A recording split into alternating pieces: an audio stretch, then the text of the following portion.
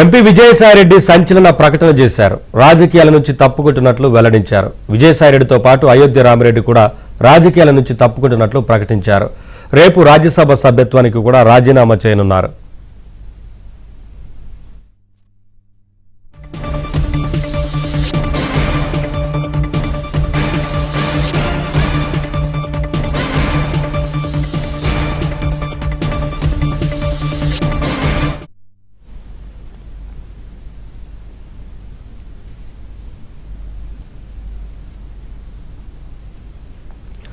MP Vijayasai Reddy సంచలన ప్రకటన చేశారు. రాజకీయాల నుంచి తప్పుకుంటున్నట్లు వెల్లడించారు. విజయసాయిరెడ్డితో పాటు అయోధ్య రామిరెడ్డి కూడా రాజకీయాల నుంచి తప్పుకుంటున్నట్లు ప్రకటించారు. రేపు రాజ్యసభ సభ్యత్వానికి కూడా రాజీనామా చేయనున్నారు.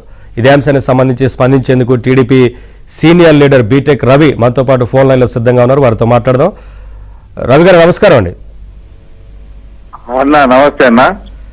నమస్తే, చెప్పండి అన్న. ఏంటి సార్, ఒకవైపున విజయసాయిరెడ్డి రాజకీయాల నుంచి తప్పుకుంటున్నట్లు ప్రకటన చేశారు. నిన్న మొన్నటి వరకు పెద్ద ఎత్తున కేసులున్నాయి. ఈడీ కేసు కూడా విచారణకు హాజరయ్యారు.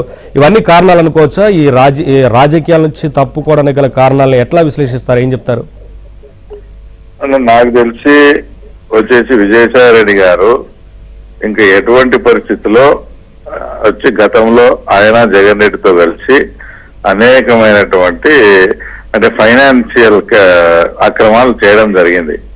ఇంకా ఈ పీరియడ్ లో ఎటువంటి పరిస్థితిలో అవి తప్పించుకునే పరిస్థితి లేదు కాబట్టి 100% నేను రాజకీయంగా అస్త్రసన్యాసం చేస్తున్నట్లు చెప్పి ఆయన నెక్స్ట్ స్టెప్ వచ్చేసి అప్రూవర్ గా మారతాడు.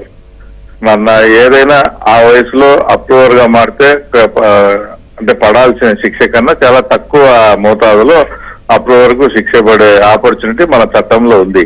కాబట్టి ఆ రోజు ఇలా జరిగింది అని చెప్పేసి నా తప్పేం లేదు, ఆయన చెప్పినట్లు నేను చేశాను అని ఆయన మొత్తం సబ్జెక్ట్ అంతా వివరించి గతంలో జగన్మోహన్ రెడ్డి ఏదైతే అక్రమాలన్నీ అంటే వాళ్ళ ఫాదర్ ముఖ్యమంత్రిగా ఉన్నప్పుడు ఏదైతే ఫైనాన్షియల్ గా వచ్చేటి అన్ని అక్రమాలు చేసి ఆయన మీద సిబిఐ అభియోగాలు, ఈడీ అభియోగాలు ఉన్నాయో వాటి గురించి అంత వివరంగా వివరించి ఆయన అప్రూవర్ గా మారడం అయితే నాకు తెలిసి ఖాయం.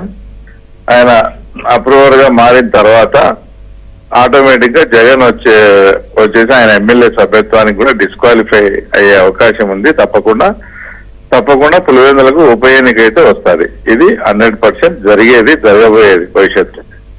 అంటే ఇటీవల ఈడీ విచారించింది. ఒకవైపున కాకినాడ సీ పోర్టుకు సంబంధించి కావచ్చు, సెజ్ అంశానికి సంబంధించి కావచ్చు, ఇలా వరుసగా కేసులు ఉన్న నేపథ్యంలో కొంత రాజకీయాల నుంచి తప్పుకుంటున్నట్లు ప్రకటిస్తే ఆ తర్వాత కొంత విచారణ ఇవన్నీ ఆలస్యం చేయొచ్చు అన్న ఒక ఆలోచనతో ఉన్నారనుకోవచ్చా? మరొక వైపున ఎవరితో ఎటువంటి వ్యక్తిగత విభేదాలు లేవంటూ కూడా ఆ ప్రకటనలు చేశారు. ఎలా అర్థం చేసుకోవాలనేది ఏం అర్థం లేదు. ఇది ఎవరికైనా అర్థమవుతుందన్నా.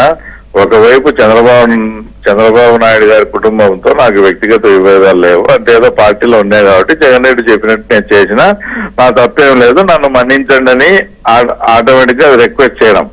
తర్వాత రెండో పాయింట్ వచ్చేసి ఇప్పుడు ఆయన వెంకటేశ్వరరావు గారిది కాకినాడ పోర్టు ఆస్తులు కానీ ఇవన్నీ కూడా మళ్ళా రిటర్న్ చేయడం కూడా జరిగింది. అవన్నీ ఆ కేసులు జగన్మోహన్ రెడ్డితో పాటు ఆయన A2 కొన్నాడు. మొత్తం ఆయన నోరు విప్పితే జగన్మోహన్ రెడ్డి ఆటోమేటిక్ గా వెళ్ళిపోతాడు. ఈ వయసులో నేను నోరు విప్పకపోయినా కేంద్ర ప్రభుత్వం సీరియస్ గా తీసుకుంటే 100% జగన్మోహన్ రెడ్డితో పాటు నేను కూడా జైలుకి వెళ్లాల్సి వస్తుంది. సంపాదన ఏమో ఆయనకు, తర్వాత జైలు శిక్ష నాక. ఇవన్నీ ఎందుకు? తర్వాత ఈ వయసులో నేను అప్రూవర్ గా మారితే శిక్ష కొంతవరకన్నా కొంత తగ్గి నాకు ఒక మెంటల్ పీస్ ప్రశాంతంగా ఉండాలని ఆయన ఏర్పాటు చేసుకున్నట్లు స్పష్టంగా మనకు అనిపిస్తుంది. అంటే ఒకటి బీజేపీలో చేరేందుకు కూడా ప్రయత్నాలు జరిపినప్పటికీ అక్కడ అవకాశం లేకనే రాజకీయంగా తప్పుకున్నట్లు ప్రకటన చేశారనుకోవచ్చా? ఏం చెప్తారండి? అంటే బీజేపీలో చేరడము అనేది ఇప్పుడు మా బీజేపీ, జనసేన, తెలుగుదేశం పార్టీ ఒక కూటమిగా ఉన్నప్పుడు ఇక్కడ మనకు ప్రధాన ప్రత్యర్థి అయినటువంటి వైఎస్ఆర్సీపీకి చెందిన ఒక లీడర్ ను చంద్రబాబు నాయుడు గారి నాలెడ్జ్ లేకుండా, చంద్రబాబు నాయుడు గారి అనుమతి లేకుండా వాళ్ళు బీజేపీకి తీసుకుంటారంటే నేనైతే నమ్మను. ఆయనతో డిస్కస్ చేసింటారు. మా చంద్రబాబు నాయుడు గారు 100% విజయసాయిరెడ్డి విషయం అయితే ఒప్పుకున్నాడు కాబట్టి ఆయన అసలు చేసి కనీసం అప్రూవర్ గారన్నా మారితే చంద్రబాబు నాయుడు గారికి కొంచెం సానుకూలంగా ఉన్నట్లు, కేంద్రానికి కొంచెం ఇదైపోయి జగన్ రెడ్డి ఇబ్బంది పడే పరిస్థితి ఉంటుంది. ఇబ్బంది పడ్డం అంటే ఆయన చేసింది తప్పు కాబట్టి ఆ రకంగా ఈయన కొంచెం ప్రాయశ్చిత్తం చేసుకొని తన శిక్ష తనని ఈ వయసులో తగ్గించుకునే ప్రయత్నమే ఈ రాజీనామా. థ్యాంక్ యూ రవి గారు, thanks for the thank you. Thank you.